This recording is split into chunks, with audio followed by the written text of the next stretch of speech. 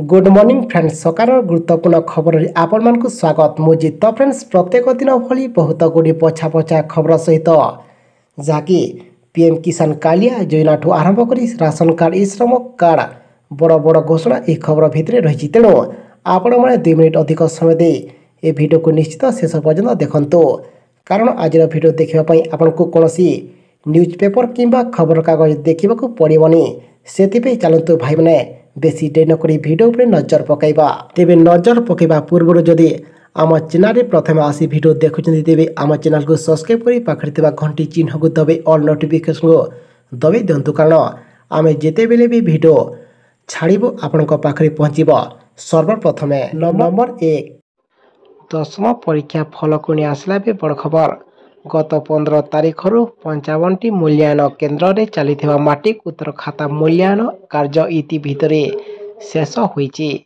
मूल्यांकन शेष 55टी जाक केन्द्र उत्तर खाता गुड़िक कड़ा सुरक्षा बलय आसी कटक बज्रक बाटी स्थित बोर्ड कार्यालय सोमवार सुधा पहुंची सारी बोर्ड पक्षर कहुई एवं मूल्यांकन कार्य मोटामोटी भाव शेष होईची बोली कहुवा बोली केतेक परीक्षार्थी हिंदी संस्कृत उत्तर खाता मूल्यांकन को नहीं बंद रही सूचना मिली तेबे दिने 2 दिन भितर उक्त कार्य शेष हेबा बोली बोर्ड सूत्ररू सूचना मिली तेबे मूल्यांकन प्रक्रिया प्राय शेष होइतिबारो खूब शीघ्र टाबुलेशन प्रक्रिया बोर्ड पक्षरु आरंभ हेबा बोली सूचना मिली। परवर्ती खबर राज्यर समस्त अभयारण्य प्लास्टिक मना राज्यर अभयारण्य जातीय उद्यान एवं व्याघ्र संरक्षण अंचल को प्लास्टिक मना सिंगल यूज प्लास्टिक उपर आज लागू है कटकणा तेरे राज्यर समस्त जातीय उद्यान तथा अभयारण्य इको टूरिज्म स्थली गुड़िक पर्यटकों लगी पीवा पानीर विकल्प व्यवस्था जना पड़ी। परवर्ती खबर ओडिशार 8 अधिकारी को हटेबा निर्वाचन कमिशन को निर्देश ओडिशार 8 अधिकारी को हटेबा भारतर निर्वाचन कमिशन निर्देश देते एथिरे 2 जिलापाल 5 एसपी एवं जड़े आईजी को तुरंत हटेबा निर्देश दिजाई तेबे सेथिरे कटक जिलापाल विनीत भरद्वाज जगतसिंहपुर जिलापाल पारुल पटवारी अनुगुल जिलापाल आरक्षी अधीक्षक सुधांशु शेखर मिश्र ब्रह्मपुर आरक्षी अधीक्षक सबरणा विवेक एम्स एवं खोर्धा आरक्षी अधीक्षक सुगल किशोर बनोद राउरकेला आरक्षी अधीक्षक मित्र भानु महापात्र सुंदरगढ़ आरक्षी अधीक्षक कंवर विश्वाल सिंह एवं केन्द्रापड़ा आईजी आशीष कुमार सिंह को तुरंत दायित्व हटेबा कहुई। परवर्ती खबर समस्त रोगी सरकार बड़ झटका देश में आज अनेक नियम परिवर्तन होगा से अनेक सामग्री दाम रे बड़ परिवर्तन देखा मिली तेबे कहार दाम बढ़ुची तो कहार दाम कमुची तेबे आज रोषे गैस सिलिंडर सस्ता होइछि एवं अन्य गोटे औषध दाम बढ़िबारो लोकंकु किंबा समस्त रोगी को बड़ झटका लगी आज 500 रु अधिक औषध महंगा होइछि। परवर्ती खबर 3000 टंकिया नोट को नहीं बड़ अपडेट देला आरबीआई बैंकिंग व्यवस्था को पाखापाखि 97.69% 2000 टंकिया नोट फेरी भारतर RBI reserve bank of India सोमवार कही लोकमानक पाखरे एबे मध्य 8202 कोटी टंकार 2000 टंकिया नोट रही गत वर्ष मे 19 आरबीआई 2000 टंकिया नोट प्रत्याहार करागली बोली घोषणा करथिला जहाँकि उक्त दिन बजार में 3.56 कोटी टंकार 2000 टंकिया नोट सर्कुलेशन रही इ नोट वैध थिबारो लोके ताहाकु आरबीआई रो ऑनेस्ट ऑफिस रे जमा करि पारिबे किंबा बदली पारिबे यह व्यतीत अकाउंट जमा करिबा पई सेमाने एही नोट को पोस्ट ऑफिस जरिया आरबीआई रो कोनसी इशू ऑफिस को पठाई पारिबे।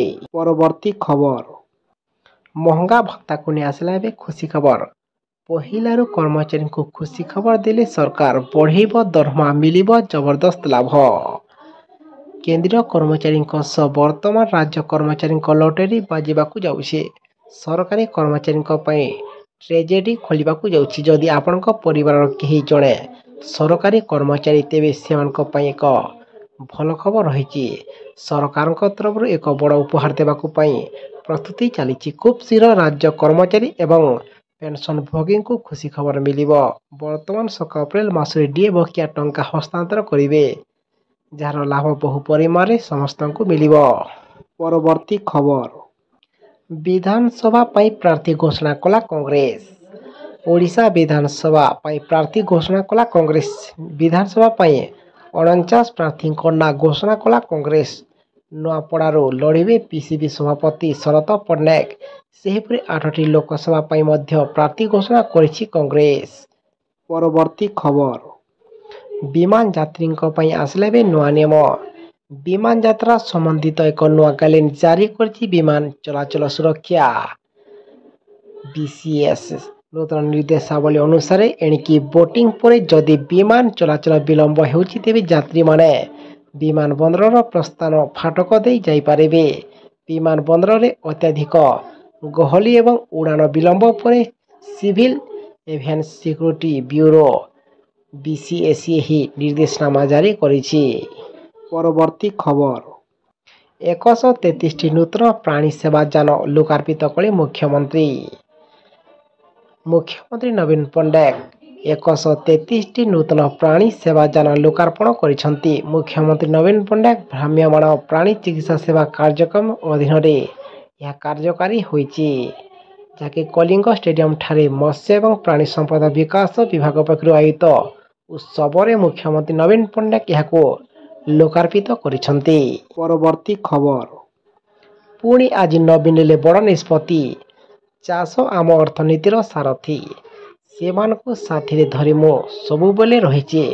ସେମାନଙ୍କ ପାଇଁ କାମ କରୁଛି ଏବଂ କରୁଥିବି ବୋଲି ମୁଖ୍ୟମନ୍ତ୍ରୀ କହିଛନ୍ତି, ଯାହାକି ମୁଖ୍ୟମନ୍ତ୍ରୀ ଜଳସେଚନ କ୍ଷେତ୍ରରେ ଏକ ସୁବର୍ଣ୍ଣ ଅଧ୍ୟାୟ ସୃଷ୍ଟି ହୋଇଛି। ଗୋଟିଏ ଦିନରେ 3037 କୋଟି ଟଙ୍କାର 52ଟି ପ୍ରକଳ୍ପର ଉଦ୍ଘାଟନ ଏବଂ ଭିତ୍ତିପ୍ରସ୍ତର ରଖିଛନ୍ତି ମୁଖ୍ୟମନ୍ତ୍ରୀ ନବୀନ ପଟ୍ଟନାୟକ। ଏଥିରେ 4ଟି ଜିଲ୍ଲାରେ 131 କୋଟି ଟଙ୍କା ବ୍ୟୟରେ 6ଟି ପ୍ରକଳ୍ପର ଉଦ୍ଘାଟନ ହୋଇଥିବା ବେଳେ 15ଟି ଜିଲ୍ଲାରେ 2906 କୋଟି ଟଙ୍କାର 46ଟି ପ୍ରକଳ୍ପର ଭିତ୍ତିପ୍ରସ୍ତର ସ୍ଥାପନ କରାଯାଇଛି। ପରବର୍ତ୍ତୀ ଖବର, ଆସିଲା ପୁଣି କାଳିଆ ଯୋଜନାର ସମସ୍ତ ଲାଭାର୍ଥୀଙ୍କ ପାଇଁ ପୁଣି ଖୁସି ଖବର। କାଳିଆ ଯୋଜନାର ଅବଧି ଆଉ 3 ବର୍ଷ ବୃଦ୍ଧି ପାଇଁ ସରକାରଙ୍କ ବଡ଼ ନିଷ୍ପତ୍ତି। ରାଜ୍ୟ ସରକାର ଖର୍ଚ୍ଚ କରିବେ 6030 କୋଟି ଟଙ୍କା। ମୁଖ୍ୟମନ୍ତ୍ରୀଙ୍କ ବଡ଼ ଘୋଷଣା। 18 ଲକ୍ଷ ଭୂମିହୀନ ଚାଷୀ ପରିବାର ମଧ୍ୟ ଚଳିତ ଖରିଫ ଋତୁ ପାଇଁ ଅତିରିକ୍ତ 2000 ଟଙ୍କା ପାଇଲେ ଏବଂ ସମୁଦାୟ 360 କୋଟି ଟଙ୍କା ବ୍ୟୟ କରାଯାଇଛି ଏବଂ କାଳିଆ ଛାତ୍ରବୃତ୍ତିର ପରିସର ବ୍ୟାପକ ହେଲା।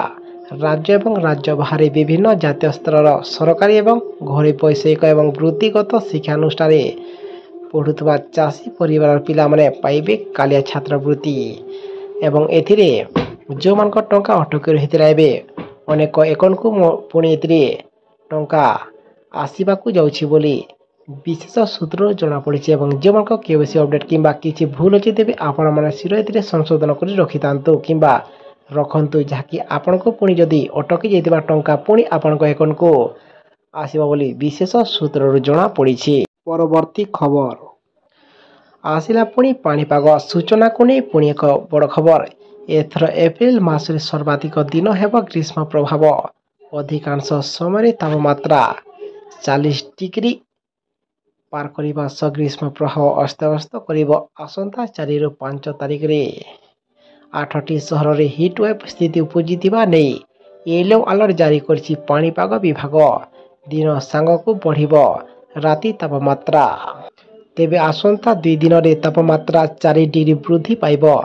ଆସନ୍ତା 4 ତାରିଖରେ ଯାଜପୁର, ଭଦ୍ରକ, ନୟାଗଡ଼, ବୌଦ୍ଧ, ସୋନପୁର, କନ୍ଧମାଳ, କଟକ ପରେ କିମ୍ବା କଟକରେ ହିଟୱେଭ୍ ନେଇ ୟେଲୋ ଆଲର୍ଟ ଜାରି ହୋଇଛି। ସେହିପରି 5 ତାରିଖରେ ଯାଜପୁର, ଭଦ୍ରକ, ନୟାଗଡ଼, ବୌଦ୍ଧ, ସୋନପୁର, କନ୍ଧମାଳ, କଟକରେ ହିଟୱେଭ୍ ନେଇ ୟେଲୋ ଆଲର୍ଟ ଜାରି କରିଛି ପାଣିପାଗ ବିଜ୍ଞାନ କେନ୍ଦ୍ର। ପରବର୍ତ୍ତୀ ଖବର, ଏହିମାନଙ୍କ ଆକାଉଣ୍ଟକୁ ଆସିବ 15,000 ଟଙ୍କା। ଆଜି ସରକାର ଆଉ ଏକ ଖୁସି ଖବର ଦେଇଛନ୍ତି। ବ୍ୟାଙ୍କ ଖାତାରେ ଖୁବ୍ ଶୀଘ୍ର ଟଙ୍କା ଜମା ହେବ ବୋଲି କହିଛନ୍ତି ସରକାର। ଏଭଳି ଏକ ବଡ଼ ଘୋଷଣା ପରେ ଅନେକ ଲୋକଙ୍କୁ ଆଶ୍ୱସ୍ତି ମିଳିବାକୁ ଯାଉଛି। ତେବେ ସରକାର ଏହି ଟଙ୍କା ଦେବେ କିମ୍ବା କେବେ ପ୍ରଦାନ କରିବେ, ଟଙ୍କା କାହା ଆକାଉଣ୍ଟକୁ ଯିବ, ବର୍ତ୍ତମାନ ଆସନ୍ତୁ ଜାଣିବେ ଏହି ଘୋଷଣା ପଛରେ ବିଶେଷତ୍ୱ ତଥ୍ୟ। ତେବେ ରାଜ୍ୟ ସରକାରଙ୍କ ଚେହୁତା ଯୋଜନାରେ ମହିଳାଙ୍କୁ ବାର୍ଷିକ 18,750 ଟଙ୍କା ଦେଇ ଆସୁଛନ୍ତି। ଗତ ମାସରେ ଏହି ଯୋଜନାରେ ଟଙ୍କା ରିଲିଜ୍ କରି ସାରିଛନ୍ତି ସରକାର। ଏହାକୁ ନେଇ ମୁଖ୍ୟମନ୍ତ୍ରୀ ସାଧୁବାଦ ଦେଇଛନ୍ତି ମହିଳା ଗୋଷ୍ଠୀ ଏବଂ କିନ୍ତୁ କିଛି ମହିଳା ଏପର୍ଯ୍ୟନ୍ତ ଏହି ଯୋଜନାରେ ଟଙ୍କା ପାଇନାହାନ୍ତି। ଏହାର ଅର୍ଥ ହେଉଛି ଯଦି ସରକାର ଏହି ଟଙ୍କା ଛାଡ଼ିଛନ୍ତି ତଥାପି କିଛି ମହିଳା ସେମାନଙ୍କ ବ୍ୟାଙ୍କ ଆକାଉଣ୍ଟରେ ଟଙ୍କା ପାଇ ପାରିନାହାନ୍ତି। ଏହି ଟଙ୍କା କେବେ ଆକାଉଣ୍ଟକୁ ଆସିବ ତାହାକୁ ସେମାନେ ଅପେକ୍ଷା କରି ରହିଛନ୍ତି ଏବଂ ଏଥିରେ ଆନ୍ଧ୍ରପ୍ରଦେଶ ସରକାର ଏବେ 15,000 ଟଙ୍କା ପ୍ରତି ମହିଳାଙ୍କୁ ଦେବା ପାଇଁ ସେ ନିଷ୍ପତ୍ତି ଗ୍ରହଣ କରିଛନ୍ତି। ପରବର୍ତ୍ତୀ ଖବର ଆସିଲା ପୁଣି ସମସ୍ତ ଲେବର କାର୍ଡଧାରୀଙ୍କ ପାଇଁ ପୁଣି ଏକ ଖୁସି ଖବର। ପୁଣି ଆଗକୁ ନିର୍ବାଚନକୁ ଦୃଷ୍ଟିରେ ରଖି ନବୀନ ସରକାର ପୁଣି ସମସ୍ତ ଲେବର କାର୍ଡଧାରୀଙ୍କୁ ପୁଣି ଏଥିରେ ପ୍ରଥମ କିସ୍ତି କିମ୍ବା ଆପଣଙ୍କୁ ଏଥିରେ 1,000 ଟଙ୍କାରୁ 15,000 ଟଙ୍କା ଦେବା ପାଇଁ ସରକାର ବିଚାର କରୁଛନ୍ତି। ସେଥିପାଇଁ ଆମେ ଆପଣଙ୍କୁ ଅନୁରୋଧ କରୁଛୁ କି ଆପଣମାନେ ଆପଣଙ୍କ ଲେବର କାର୍ଡକୁ ଶୀଘ୍ର ରିନ୍ୟୁଆଲ କରିବାକୁ ପଡ଼ିବ, ଯାହାକି ଯଥାଶୀଘ୍ର ଏଥିରେ ଟଙ୍କା ଦେବାଟା ସୂଚନା ରହୁଛି ଏବଂ ଗୋଟିଏ ପରେ ଗୋଟିଏ ନବୀନ ସରକାର ନିର୍ବାଚନକୁ ଦୃଷ୍ଟିରେ ରଖି ଘୋଷଣା କରି ଚାଲିଛନ୍ତି। ସେଥିପାଇଁ ସମସ୍ତ ଲେବର କାର୍ଡଧାରୀଙ୍କୁ ମଧ୍ୟ ଆମେ ଆପଣଙ୍କୁ ଜଣାଇ ଦେବାକୁ ଚାହିଁବୁ ଯେ ଆପଣମାନେ ଆପଣଙ୍କ ଲେବର କାର୍ଡକୁ ଆପଣମାନେ ଶୀଘ୍ର ରିନ୍ୟୁଆଲ କରି ରଖିଥାନ୍ତୁ। ଯେକୌଣସି ମୁହୂର୍ତ୍ତରେ ସରକାର ଏଥିରେ ଟଙ୍କା ଦେବାଟା ଆନାଉନ୍ସ କରିପାରନ୍ତି, କିନ୍ତୁ ଏପର୍ଯ୍ୟନ୍ତ କିଛି ଅଫିସିଆଲ ଆନାଉନ୍ସ ହୋଇନାହିଁ।